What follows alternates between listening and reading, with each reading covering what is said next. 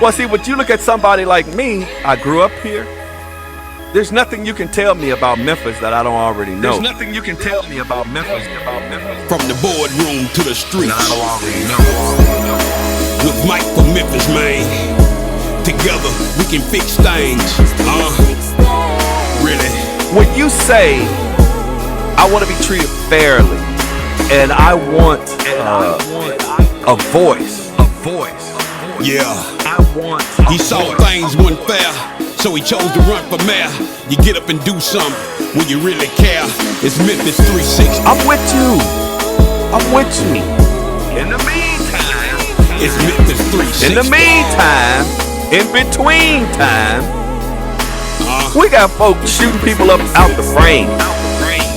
Anybody said a word. We've become accustomed to people dying in this city. Yeah. It's Memphis 360. Turning the TV on and the news and see our loved ones and see young people that are out of control. And now you see, okay. We talk about incarceration. We talk about the youth. We talk about giving them the ability. We talk about investing in young people and investing in the community. See, I hate ignorance. I hate when people make decisions about things and they make statements and they haven't done their research. How can you fix the problem when you don't even know what the problem is? We need some help in this city. It's Memphis 360. See, I hate ignorance. It's Memphis 360. Man.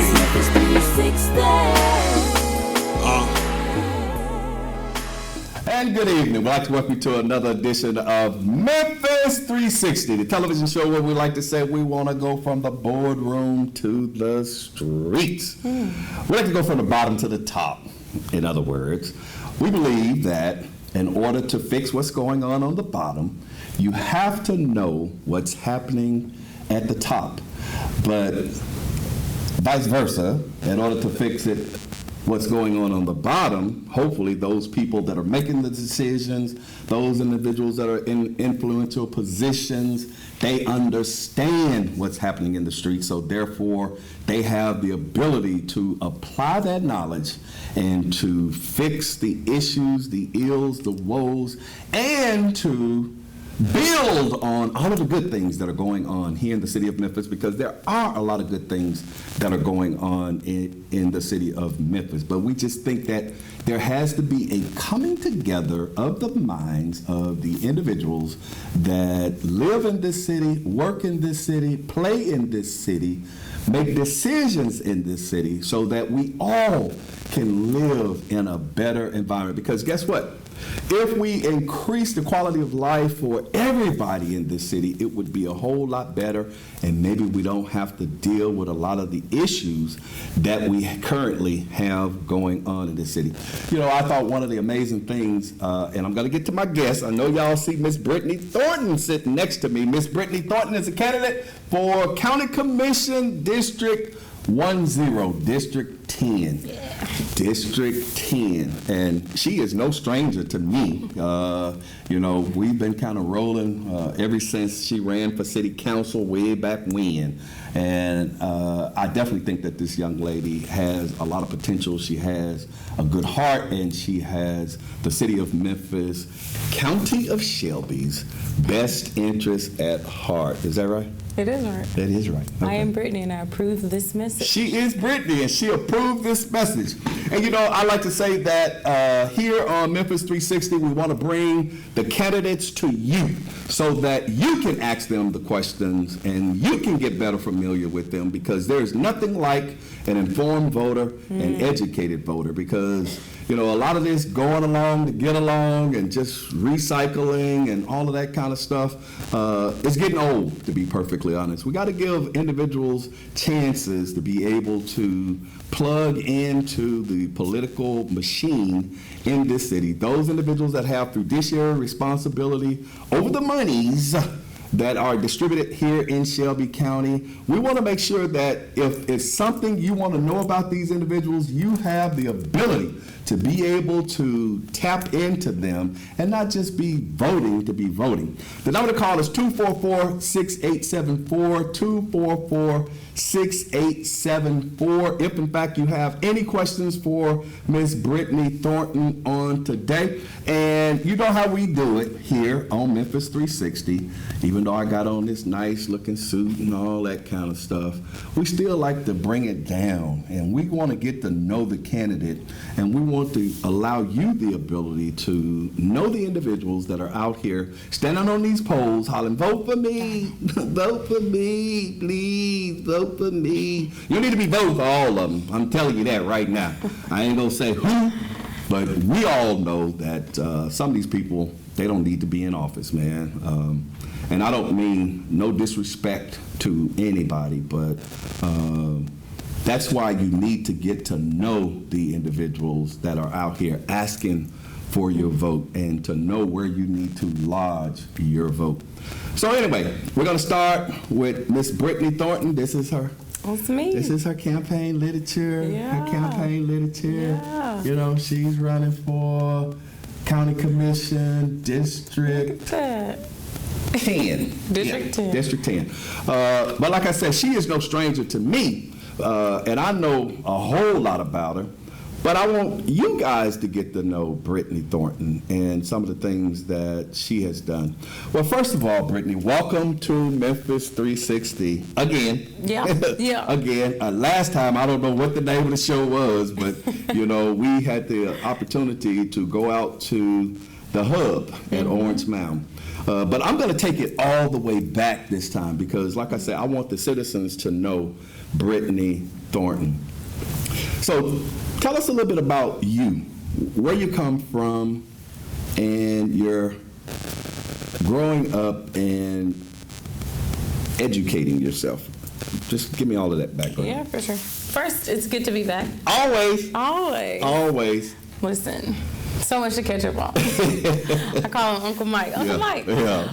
So I'm Britney Thornton, native Memphian, 32-year native here of Orange Mound. My story really becomes interesting when I moved back home at 24. So this was in 2014. I was selected for Teach for America and assigned to Memphis.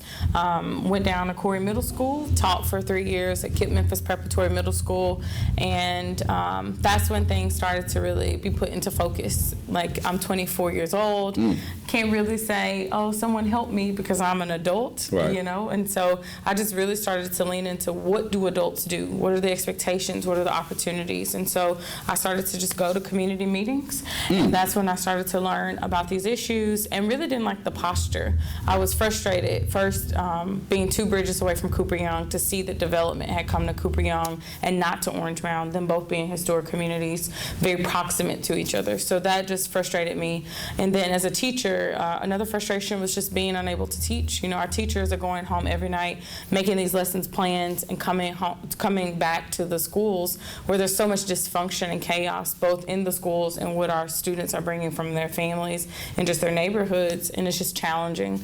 And so my struggles to be able to like really, really educate the way I was preparing to do made me just look outside and just say, hey, I want to impact, you know, our students, our families from the outside, and outside for me was just at the neighborhood level. So became a huge like lover of neighborhoods, and I'm from the south side of Memphis, so you know we just have some great neighborhoods, you know, and so jumped into this political arena and just have been preparing myself to have an enlarged territory. So Orange Mound has been my focus, and now I'm ready to serve District 10 in the neighborhoods that Glenview. Yeah, come on. Name how many? Come on. I don't know. Just Glenview. I know Glenview. I know Orange Mound. Okay. I know Castelia. Okay. I know Hold on. Parkway, not Parkway Village. Is it Parkway Village? So that was with District 4, but with District District 10, it goes to Cherry Road. Okay. So we're talking Sherwood Forest, Oh. Robin Hood, Oh. and we picked up a precinct in Whitehaven. Oh. Oak Haven. If Okay. you know these neighborhoods, Oak then Haven. tell someone about my candidacy for sure. Yeah. Well, that's pretty good. So you grew up in Orange Mound. You're a product of the city of Memphis. You're a product of Memphis City School System. Well, somewhat. okay. I know you were like so elite and so smart and wonderful that you went to like St. Mary's or something. Did you go to St. Mary's? I went to Harding. Excuse me, Harding. Get it right. Okay, I knew it was one of them. Went to all of those, little preppy schools and stuff like that, which I ain't mad at you. Thank you. Sound a little shady over because those, well, it ain't Manassas, so it ain't for me. You know what I mean? What? The oldest African American high school in the city of Memphis. So, Really? But there's nothing wrong with diversity because my daughter goes to Woodland Presbyterian. Okay. So, and she'll probably be migrating over to St. Mary's or somewhere. You know what I mean? So there's nothing wrong with that. But you have a good education, Yeah. good foundation. And where did you go to college? I went to undergrad at Baylor Baylor. in Waco, Texas. Baylor Bears. Baylor Bears, Sick 'em Bears. And then I went to graduate school at the University of Pennsylvania in Philadelphia. University of Pennsylvania, Philadelphia. Okay. Well, all right. So you came back to Memphis. You wanted to delve into the political arena because you felt that you could make a difference. Right. And you saw that there was opportunities. And this is what I like about this young lady. You ran for city council. I did. District 4. District 4. Well, why? I ran because I just wanted to believe in who I was voting for. And so seeing just the performance and honestly seeing the opportunity. When I first moved back home, Wanda Halbert was in office. And I remember going to meetings and seeing her present and just being really inspired. Okay. And so, after the nonprofit was founded in 2016, so I had been doing community organizing work and just like seeing that, wow, it's not just Orange Mound that's having issues, it's the neighboring Belter Grove and Cherokee and Castelia and Magnolia. So I've been noticing like the struggles, the shared struggles for many neighborhoods outside of Orange Mound. So just felt like we needed like more of an advocate and someone who could help leverage the platform. We give so much deference to our elected officials here. Right. And so those platforms are huge. We expect them to be the saving grace for all of our issues. And so seeing that, I was like, wow, we need a motivated leader who's informed and, not necessarily waiting on people to bring issues, but looking to resolve issues that exist. So you felt as though you are that type of individual, motivated leader. What's up, Terry Cox? That type of individual who had the initiative, drive, determination, energy to be able to get out there in the community and to bring to the community because you have seen some of the issues within the community to be able to make those things right or better. For sure. Okay. For sure. Now, what I really like about this young lady is she ran for city council and she did not get it. And a lot of times, you only see people when it's election time. Now people want to get elected, and they want to, garner your vote and all of that good stuff. And they haven't really done anything in the community and haven't really proven themselves and been out here. However, this young lady, you talked about your foundation being formed in 2016. What foundation is that? Yeah, so it's the nonprofit Juice Orange Mound. We are headquartered in Orange Mound, have always been. We just serve current residents of Orange Mound. Okay. So we do that through programming and events that are really centered around serving current residents and business owners in the neighborhood. I mean, they set up like community gardens. They did, was it pennies for something? So the initial program is Change for Change. Change for change. Collect and spare change from residents. Okay. So we've shown that process works, and so we're working our way back into getting that up and running. Everything is so post-pandemic that we're trying to figure out, what's our flow going to be. But all our work with homelessness has really just caught us up. So many people identify the organization with our homeless advocacy work. Right. So it's just a very interesting time for the nonprofit. And that was a great segue because she started, or the community, they started Juice Orange Mound, Juice for Orange Mound. Juice for Orange Mound? Juice Orange Mound. Juice Orange Mound. They Yeah. started Juice Orange Mound. Then they went into Change for Change. You know, this is things that this young lady has been working in Orange Mound since she's been back in. And you heard she went to Baylor, and then she went to University of Pennsylvania. So she's very educated. And then, if I'm not mistaken, you're also a Teach for America teacher. So she went through that program as well. So she's bringing all of this back into the community. See, I know. Yeah, you did good. Yeah, she's bringing all of this back into the community. But then the crazy part about it to me, and I just never understood this, but hey, you know, you do what you do your calling. But before I go there, I also see you are well-traveled. Oh my goodness. You are well-traveled.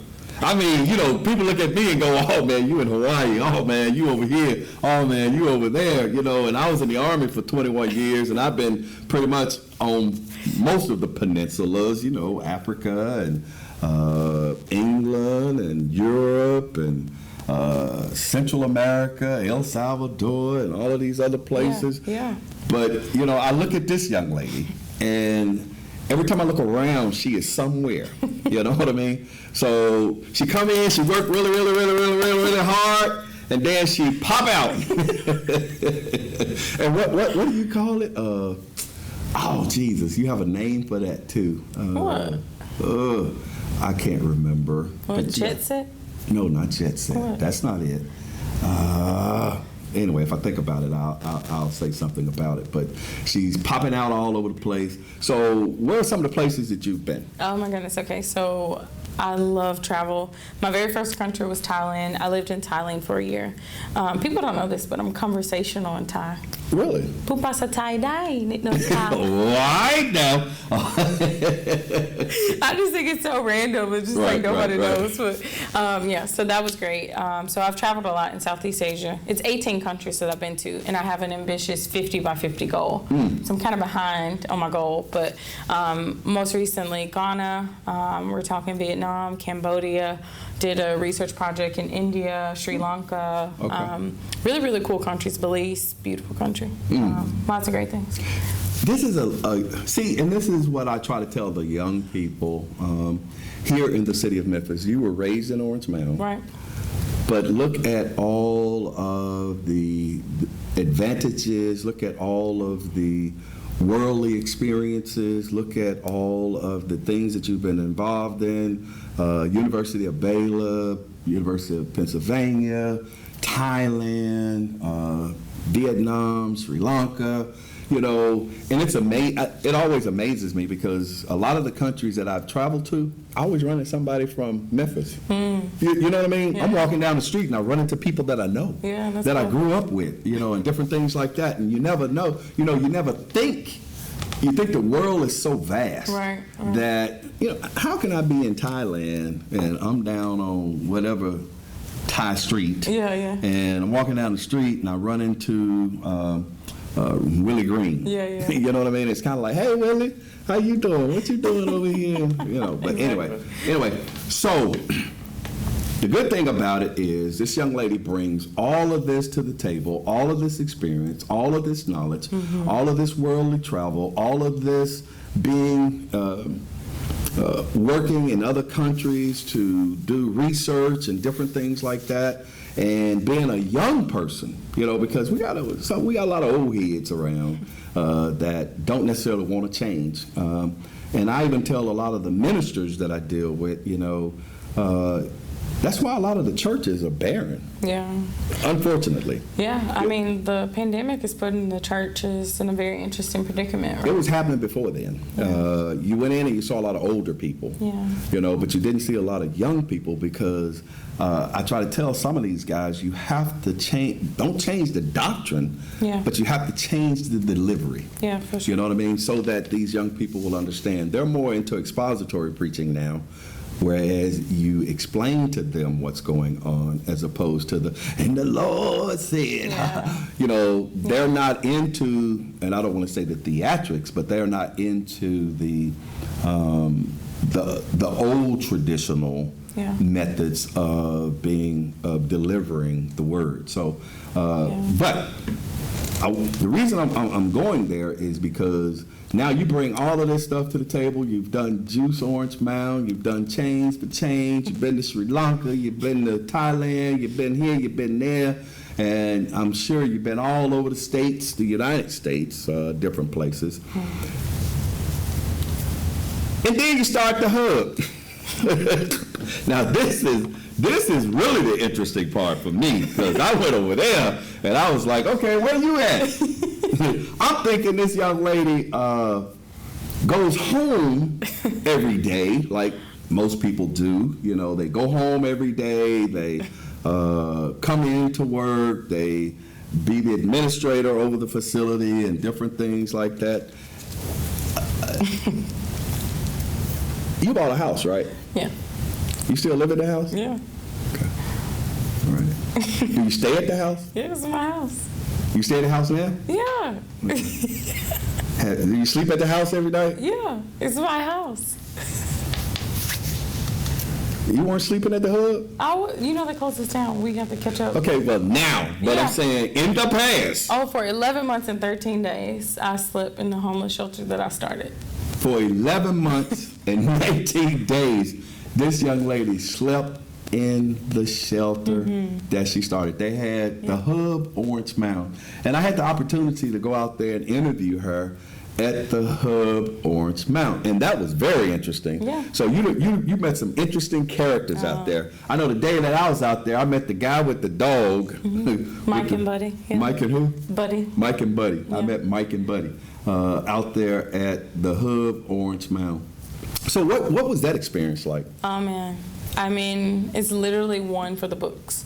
So it was, so at 22, I lived in Thailand. Right. And I was like, Lord, oh my goodness, like this is like the best experience of my life. And like throughout the rest of my 20s, going into my 30s, I was like, Lord, surely I have not lived the best year of my life in Thailand. And then that experience happened. And I'm like, wow, like that.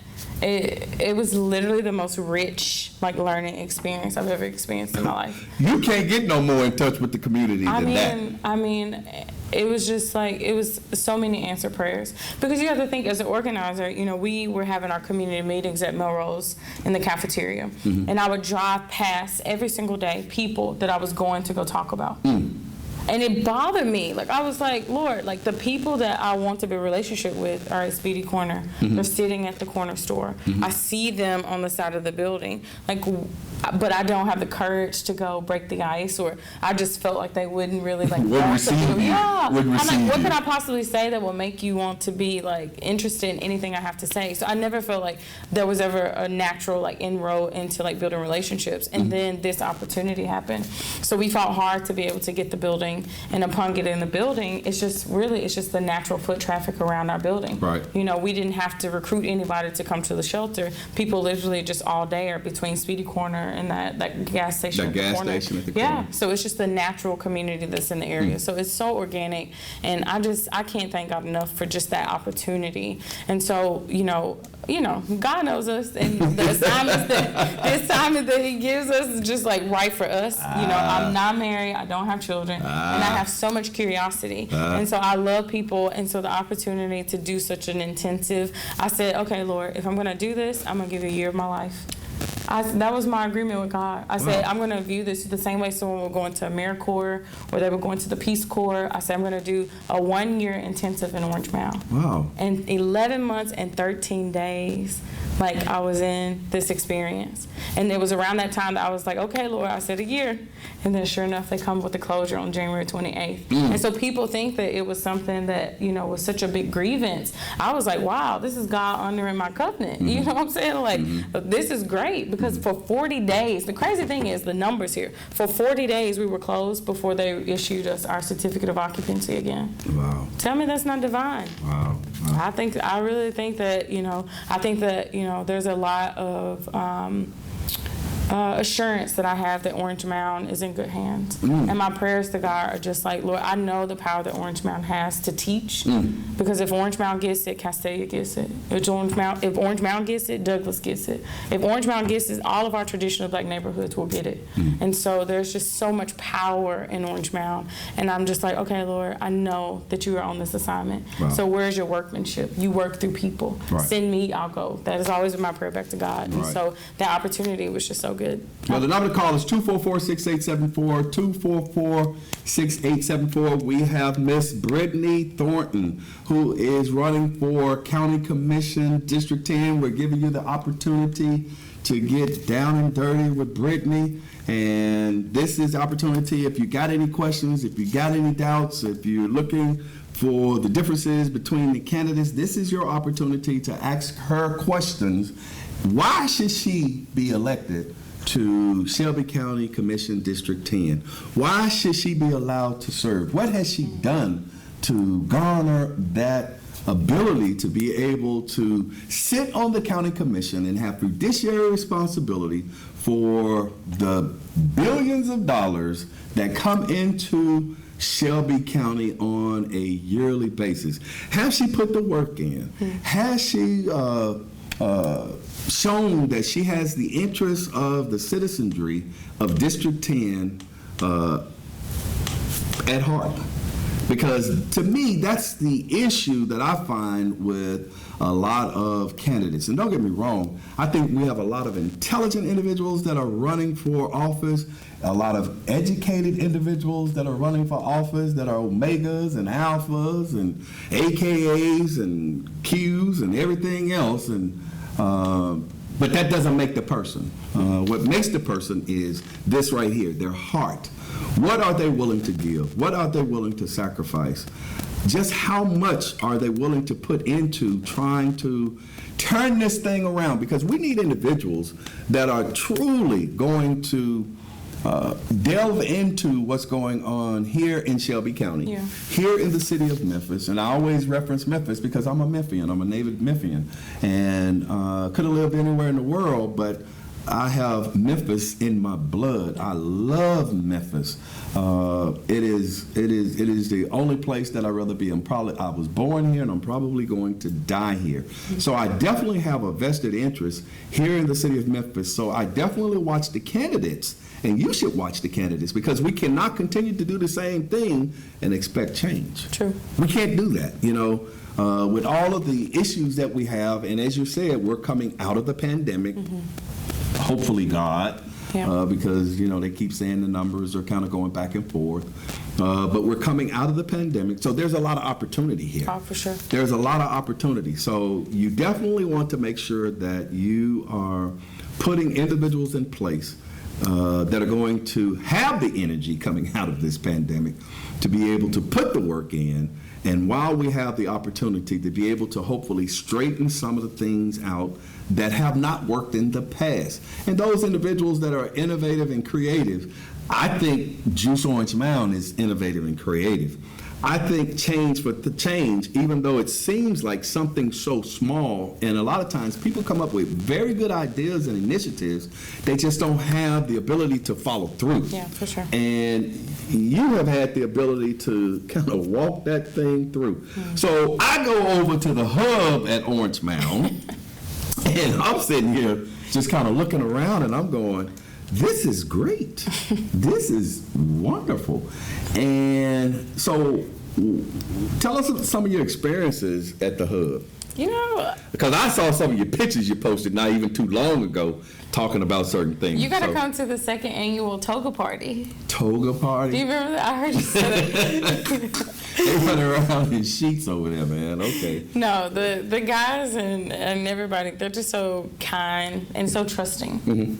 And so I'm just blown away with just like the character of people, just the good spirits of people. Like our folks, I just think that nothing in Orange Mound is typical, including our homeless people. Like we have some of the coolest people you would ever meet, and people. Honestly, I just was so humbled to learn how people have fallen into the lifestyle of homelessness that they're in, and for them, a lot of them have been homeless for a very long time, and the processes of like like trying to get people out of it just were not simple. And just like, we think that it's just a matter of just calling someone and every issue will be resolved. And, what happens when you don't have the phone, when you don't have the Wi-Fi, when you don't have the patience to be able to deal with someone hanging up in your face or someone giving you the runaround or, like it just takes a lot. And so the nonprofit is really interested in doing what it takes to wrap around our homeless people.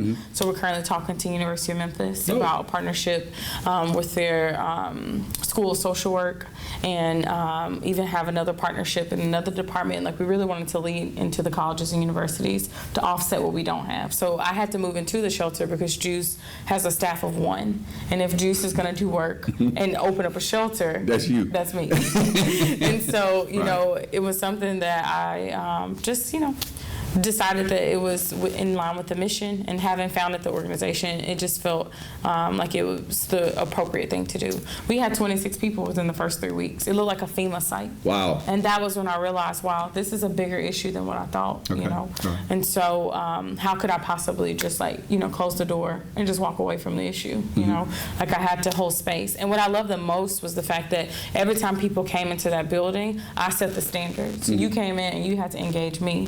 You had to feed me. You had to talk to me, And if you were trying to bring me something out of a can, some crackers or something like that, it's like, I don't want to eat that, and neither do they. And so we were eating good. And I know. Let me tell you. Man, look, I'm over there, and people are just bringing in pans and pans and pans of cooked food. Of good food. So they did this for 11 months. Oh, my goodness. And that's the most beautiful thing, is that we were independent of government. Right. So this is like the beginning of a new phase where I'm like, wow, we don't have to overly rely on government, because if we can just get the space to create for ourselves, then our networks will. I am convinced that if Castalia had the space to serve whatever need it had, that folks that love Castalia would keep it very much so grounded. There were so many people who love Orange Mound that brought us anything that we asked for. Right. It was just coming in droves, and so we didn't have to have our hand out. All we have to do is have our doors open for us to be able to engage our folks. So it just transformed the way that I view intervention and what we need to do. So I cannot tell you enough things that I learned from that experience. It was great. Somebody wanted to know, do you have a sorority affiliate? I saw Terry. Let me get all of Terry's questions. So Yeah, get Terry real quick. Terry, I'm a member of Zeta Phi Beta Sorority Incorporated. What demographic will I represent? So you're talking about the neighborhoods. This district goes from Hamilton High School over to Whitehaven around Graceland, and then out to Cherry Road. So everything in between that. So it incorporates Graceland too? That Whitehaven, we picked up a precinct in Ford's district. Oh, wow. We picked up a precinct in Eddie Jones' district out there by Oakhaven as well. Okay. Yeah. Okay. We're the coolest, in other words, Terry. I'm convinced that everybody knows someone in District 10. So, when you're going down to Grandma's house in South Memphis, then she's in District 10. Okay. He gonna put up the Z5. Hey, are you Fred? Z5. G5G. That's what you want to be. I think Terry's an alpha. Is he? My dad's an alpha. Yeah, I think Terry's an alpha. There you go, If Terry. I'm not mistaken. You're alpha, right, Terry? But anyway, so now you're in Juice Orange Mound. You're in Change for Change. You're doing the Hub Orange Mound. And you got all of those great and wonderful things. You got the community come together, and you also established block captains. Yes, so this is something, the pandemic took a lot. So I'm a visionary. Like if you sit me in the corner, I can just think up things all day. And so what my life looks like is just trying to turn the vision into reality. Right. So everything that Juice has written on paper, it works. But then the challenge becomes people. You got to get people to buy into it. Right. You got to people to do it. And so for us, block captains is something that for me personally, my elders have talked about all the time. So it's nothing new. Glenview actually has a really cool model that's working for them. And so I was like, Orange Mound can bring this back because it works. Right. We talk about people not being in relationship with each other. Let's get the block captains going and show what the benefit of that is. So we are calling them street captains, and we're calling it the Orange Mound Street Assembly. Orange Mound has 117 streets, and so we have been on this very ambitious pursuit to get one person per street that the organization knows. And the next push is to get those people to know each other. So, we will start back up, pursuing that goal again. And we have so many contacts back strategically all across the neighborhood. And so we're just trying to get it to be a well-oiled machine, something that is functioning for Orange Mound's benefit. Right. Yeah. Okay. Well, that's amazing. So I heard you say that they closed the shelter down, but I was kind of feeling as though, are you guys going to open it back up? Yes. So when we open it up, we won't actually shelter in the main building. Okay. And so we're talking about 2363 Park Avenue, where the old Evinsky's Big and Tall store is. So I just got a call today. We're getting our final inspections done. On May 9th, we were given our certificate of occupancy back. So on the door, a lot of people, you know, the city, I'm thinking about law school where, you know, you're talking to CYA, you know. And so the city CYA themselves and just said that if you go on the website, actually I saw this, that they were like, oh, shelter's unsafe.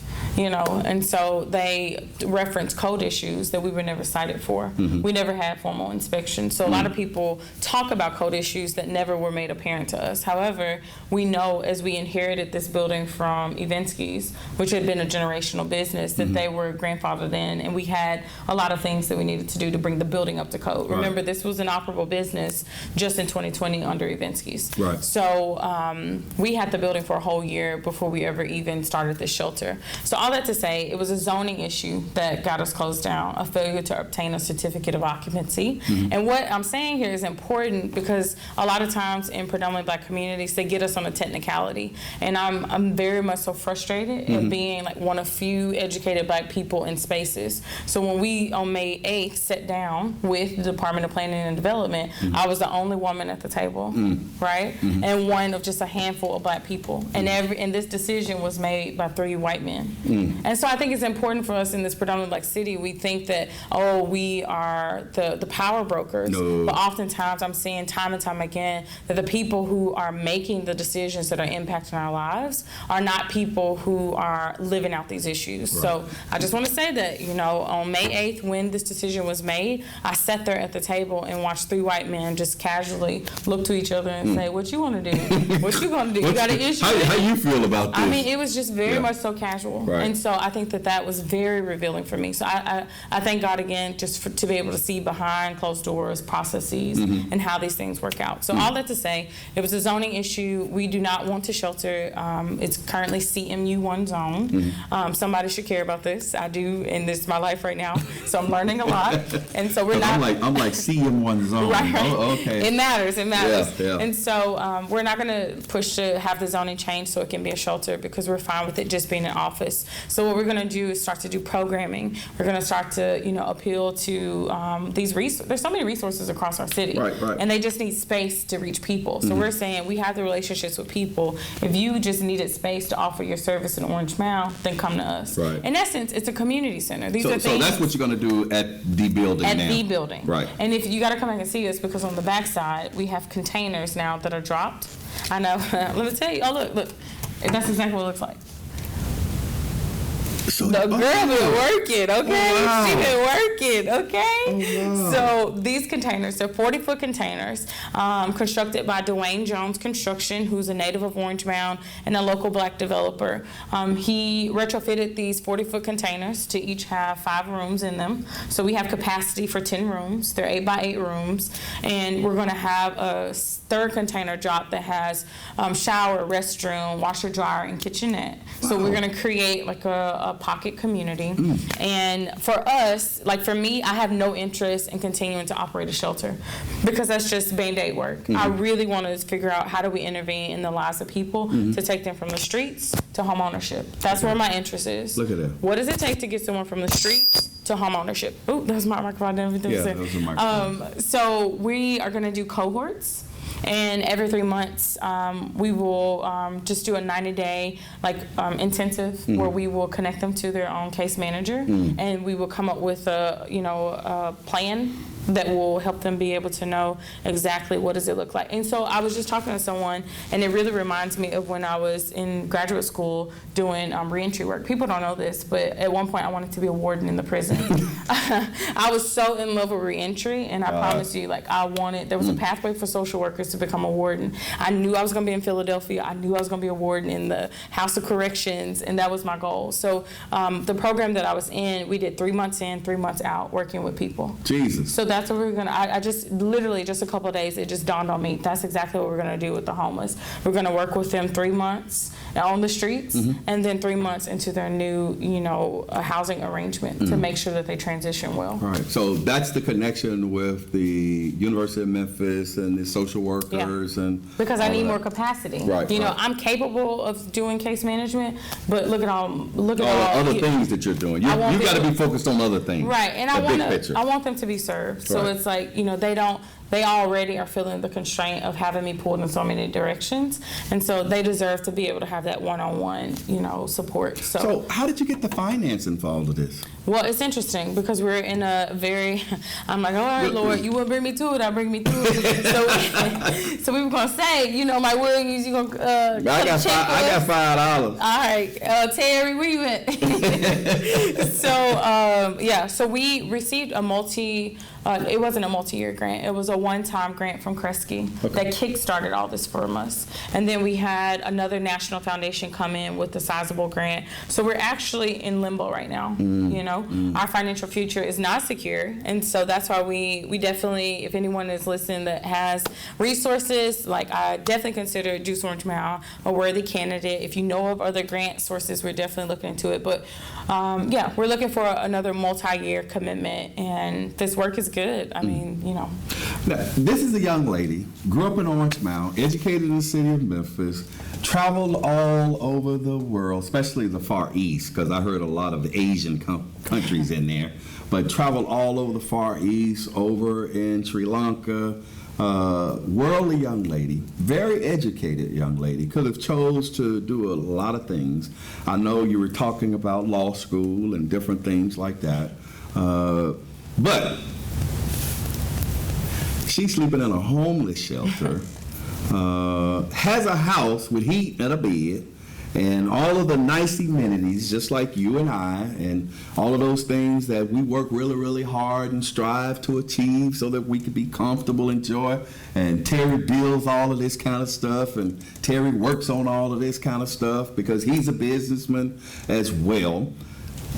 But she chooses to sleep in a homeless shelter, not because you have to, but because she wants to be more in touch with the community, so that the community that she serves, because she believes God has a calling on her life and she is fulfilling that calling. And as she is fulfilling that calling and God continues to bless her, she continues to bless others. Because I'm looking at 40-foot containers and all of this other kind of stuff. Like she said, I haven't been out there in a while. I haven't been in Orange Mound in a while. I used to patrol Orange Mound, and exactly what she's talking about, that was 724's ward, which was my ward, from Airways over to Lamar, all the way down to the expressway, by Lamar and Sharp, on the other side, all the way down to the expressway by Airways and Ketchum. That little triangle in there, that used to be the area that I patrolled for about 8 years. So built good relationships with people on Dedrick, Speedy Corner, over there on Dwight, and all up and through Ketchum and Pendleton and Sharp and Barron and all over there. So I know that there's definitely a need. I need to take you on the campaign trail. Come on, I know a lot of people out there. That's what I'm I know a lot of people out there still, because I even still go to the laundromat right there at David and Lamar. Nice. The cleaners. Yeah. Yeah, I go way from Cordova to take my About Pfizer? stuff out to the cleaners. Yeah. I do that because I shopped at the jewelry store that was right there on Lamar. I had an event, as a matter of fact, up there at what is that event center? The one at Sims and Park? No, she just redid it. It's on Lamar, Oh, the right venue. there. The venue. Yeah, the venue. Yeah. Went to an event out there, had something out there. So I still definitely, Gary's Market, I stop out there to see Gary all the time because he was a real good dude. But I still have a lot of ties to Orange Mound because you're right, the people treated me really, really, really well out there. Yeah. And it's good to see that you're out there servicing that community. And so, if elected, when elected to the county commission, District 10, are you going to forget about these people? You know me, I want to know. Who really like answered that question? Yes, I'm gonna forget. No, it's hard. I think it's a beautiful conundrum. I don't think that people would ever let you forget about them. Nor would I ever. I'm gonna talk about you like a doctor. I'm about to say, throughout my just life here at 32 years, like I've accomplished a lot, and that's one compliment that I hold in high regard. Where people are like, "You didn't change." Right. So I don't. I have. You like you. I'm very, very comfortable.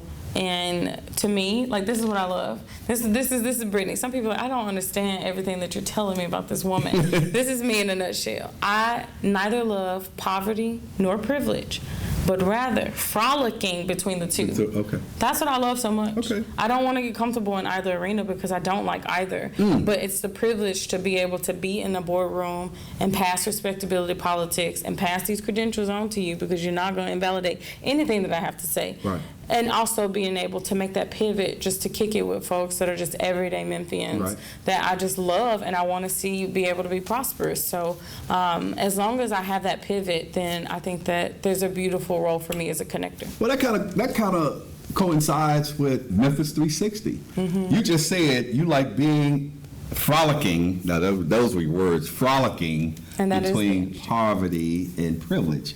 So you understand the concept of from the boardroom to the streets. Absolutely. You understand the concept of, yes, I can be in the boardroom, but I have not forgotten about what's going on in the streets. And I definitely want to be an influence and a game changer when it comes to what's happening in the streets. For sure. And definitely, if you get into the position of county commissioner, I understand you're only one vote. Right. But you become a voice for those that you represent. You're not going to always get what you want. Yeah. You definitely have to work in unison with other commissioners to be able to accomplish the goal as a whole, to be able to take care of Shelby County, because they're going to have their constituents at heart as well, Right. which is understood. Right.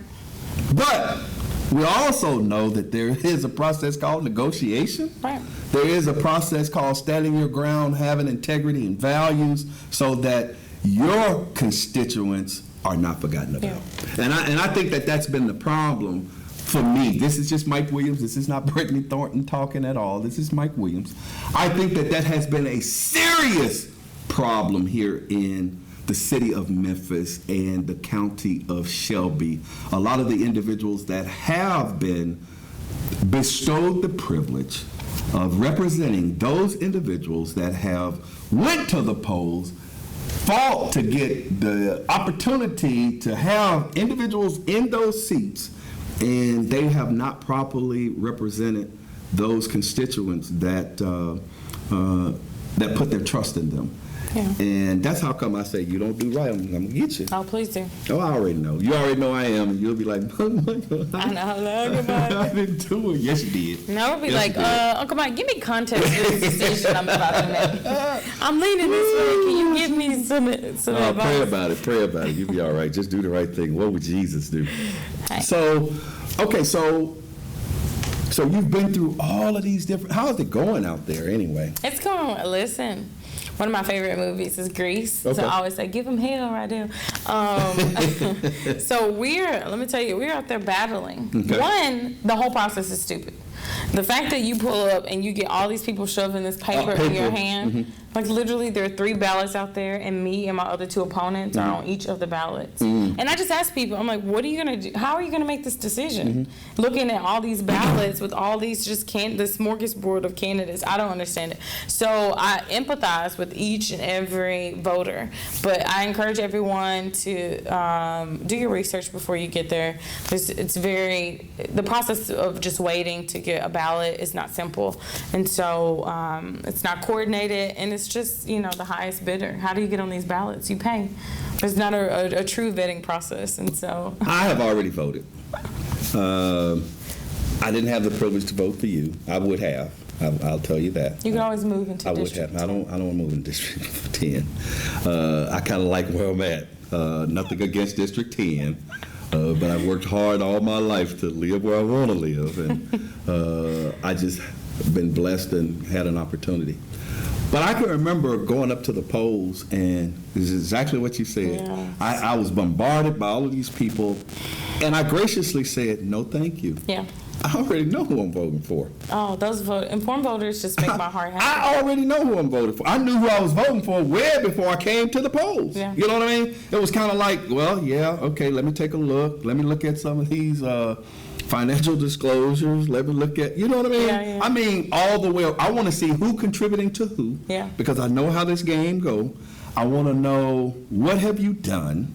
And to be perfectly honest, just on my day-to-day walk, I watch people, and I definitely listen to, and I'll tune into the county commission meeting, I'll tune into the city council Yeah. meeting, you know, or I'm out in the community and I'm seeing what people do, or I'm seeing the status of the actual community itself. Yeah. So that tells me also whether those individuals that have been elected or those individuals that we have given the responsibility to have been living up to what they should have lived up to or did not, you know what I'm saying? Or I see organizations like yours, and I'm not going to knock a lot of the big 501c3s. I'm not going to knock them. But at the same token, I feel we have a lot of smaller 501c3s that are actually in the community, that are actually doing the work, and if we invested a little bit more into those 501c3s, we may get better results, because I see some of the larger 501c3s, whatever their focus is, they got their focus. Yeah, for sure. But, you know, when you got people out here actually doing the work, you know, such as yourself, I think people need to invest. I think we need an area with 50 of those 40-foot containers, you know. Yeah. Because there is a need here in the city of Memphis. We have such a large homeless population here in the city of Memphis. And I'm not saying 50 containers in Orange Mound, but just like you said, 5 in Orange Mound, 5 in Castelia, 5 in Whitehaven, 5 in Douglas, Yeah. 5 in Raleigh. Yeah. You know what I mean? Yeah. To whereas these individuals can be served and they can be put into a safe place, because I'm starting to see a lot of families out there as well. Yeah. And there is nothing to accommodate the large number of families that are starting to be homeless as well. And a lot of it is due to the pandemic. So why are you running for county commission? You know, there are many reasons. First things first, there's a sense of urgency. There's a sense of urgency that people don't speak to. And so I'm frustrated on behalf of my generation. So I'm 32. A lot of my peers are starting to raise their children. Some of them having their second children, getting married, buying their first homes. And I just get so frustrated to not see the access that my generation has to the communities of our choice. So you talked about choice. So many of us don't want to live so far outside of the city limits to be able to access opportunity. Yeah. You know, we would rather be in the hustle and bustle. We're not trying to rent. We're trying to get us a home. And our home communities are places that we know and love and we would love to be, but they don't fit our needs. And so to see that mismatch, it just frustrates me. And so County Commission for District 10 and District 4, they overlay each other a lot. A lot of the neighborhoods, we're just losing Parkway Village in that area from District 4. And so one, the makeup of the two districts is not very different. So I felt like the transit advocacy work that I was at the forefront of was something that, it was the first time I ever looked at the body of commissioners, and I'm like, wow, I really like this body. Like, if these are future colleagues, I really think that I could work with these individuals.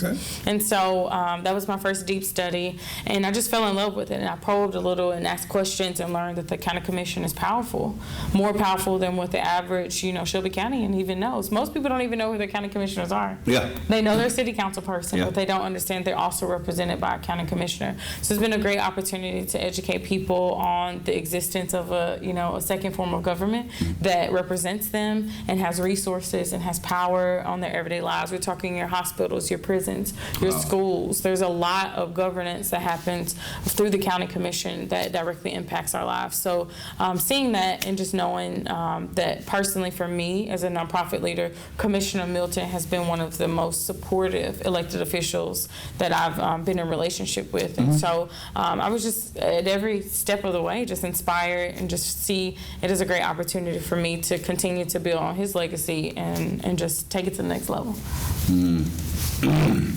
I know that the thing is the grant program that the county commission has was actually his baby. Like he birthed that program. So I think that it's a very interesting opportunity. It is. It's one of the most community-facing opportunities. It gives you the ability to interject money directly into your district. And my mentor says the garden grows where capital flows. If we are not giving people access to money, then we're not giving them opportunity. Right. And so that is a huge opportunity, and the process has been more fair than other processes within government. Right.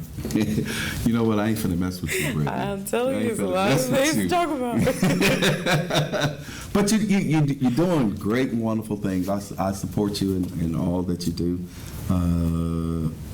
And I just have a feeling that with your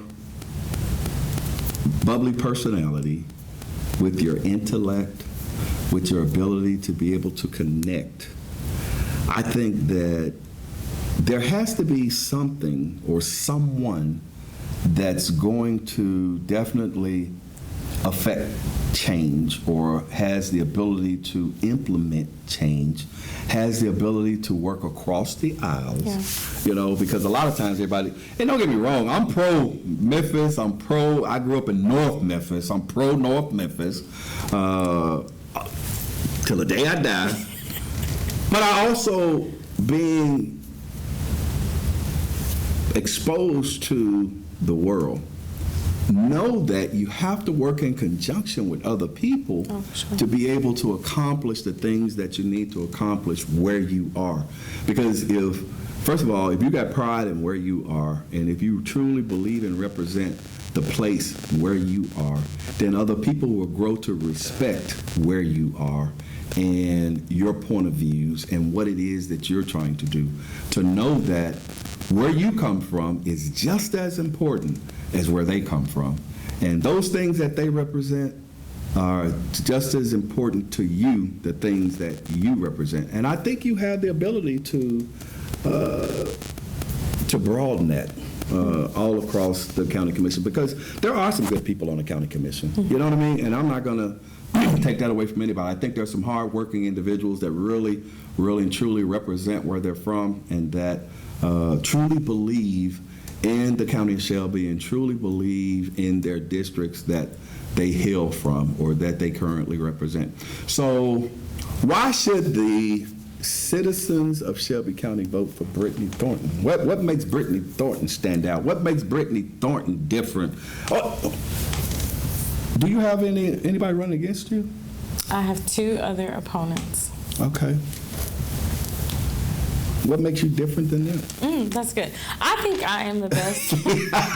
You just open up that box. You should vote for Britney. Seriously, you should vote for Britney. So let's just pause there. Believe in Britney this election, because I am truly the best bang for your buck candidate. So one of my opponents is an attorney. When we talk about the ability to legislate, the ability to pass ordinance, legislation, policies, I hope that you hear that I'm learned. Like, I'm capable. You can rest assured that I can read, write, and I can definitely advocate for your needs. And then my other opponent advertises herself as being very community-centered. And for all the things that we've been talking about for the past X amount of minutes, my track record, my commitment to community, it's established. It speaks for itself. It really does. And honestly, if it doesn't, please go Google, because What's that? if you Google, just is Google. amazing. I'm not even playing. Google is amazing. Google, and you will see pages of my track record. And so there is a very stark difference between me and my opponents. And to me, it's just clear. I put myself on the ballot because I want to believe in the candidate that I'm voting for. Right. And it's no different in 2019 as it is in 2022. I believe in myself as the best candidate, and that's why I think that you should consider my candidacy, do your research, and definitely believe in Britney this election. Wow. That is a lot. Britney is engulfed in Orange Mound. even when I went out to the hub, Orange Mound, I knew then that she was starting to try to leverage and move over into Glenview and some other places to try to bring what she has in Orange Mound to those communities as well, because they're coming toward Orange Mound. Oh, for sure. It's just a matter of time. They're you know what I here. mean? What you say? They're already They're there. here. They're Yeah. already buying up the property. Yeah. They're already, I know a couple of years ago they were the belt line. They were going to the belt line because of all of the money that they're spending right now over at the fairgrounds. They got that project going on. So When I talk about the sense of urgency, think about what's happening in Binghamton. And the Beltline, Ooh-wee. what is the Beltline right now? Let's talk about it. Bought up, that's what it is. It says bought up. Yeah, absolutely. Yeah. We have homes in Orange Mound that are on the market for $135,000. in Orange Mound? Yeah, the 100,000s have been broken into. Wow. Yeah, comfortably, are you selling houses at 85,000? Wow. Yeah, so the market is appreciating. So when I go home, one, I think people need to understand the privileged side of me is not concerned. I'm excited for all to come to Orange Mound because I will be able to withstand the rapture to come. But we see so many people that are vulnerable, and that's what we should be concerned about. When you think about Atlanta being deemed unaffordable, this is the trend that is happening all across the nation. It's not just in Memphis. It's something that is happening nationally, where we have our city cores being of interest again, and appreciation is high. Housing, people are being priced out. The people that you think are homeless, the face of that is going to change, Right. because the tide is changing, and so people need to understand that we can't play around with politics anymore, because we need advocates to be able to truly impact our lives, and not just our lives in the present, but we need to be thinking about generations to come. And so I think that lack of foresight is what's really gonna catch in Memphis black folks. We're gonna be caught. She's a black folk. And I'm serious. I Yeah, mean, we're Detroit and Memphis. Yeah. And so we really need to be strategic these next couple of years. Okay, what's going on, Chastity Hill? I see you out there. What's going on, Arthur Lester? What's going on, people? Man, I'm so glad that you guys are tuning in to Memphis 360. Once again, we have Miss Britney Thornton in the building tonight. Miss Britney Thornton is a candidate for Shelby County Commission District 10. I don't get it. When I talk about all the crazy stuff, phone be blowing up. When I bring these candidates on, don't nobody want to talk. You put your little stuff up here on my Facebook page and screen, like Terry Cox or what have you. But this is the time when you really should be asking the hard questions. Those things that, you talk about, because I just had a conversation today in regards to, because I have rental property, and I had a conversation today. I get so many calls on a daily basis from companies that want to buy my property. Yep. And it's crazy because I used to just shuck them off because they were trying to buy them for pennies on the dollar years ago. Yeah. But now they call and say, look, we're serious.